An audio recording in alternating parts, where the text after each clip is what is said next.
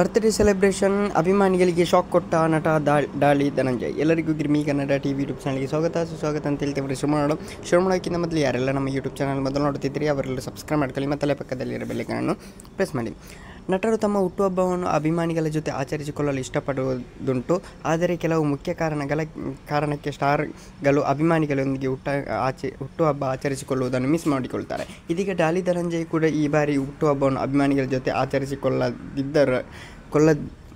ಆಚರಿಸಿಕೊಳ್ಳದಿರುವ ನಿರ್ಧರಿಸಿದ್ದಾರೆ. ಸೋಷಿಯಲ್ ಮೀಡಿಯಾದಲ್ಲಿ ಪೋಸ್ಟ್ ಹಾಕಿ ಅವರು ತಿಳಿಸಿದ್ದಾರೆ.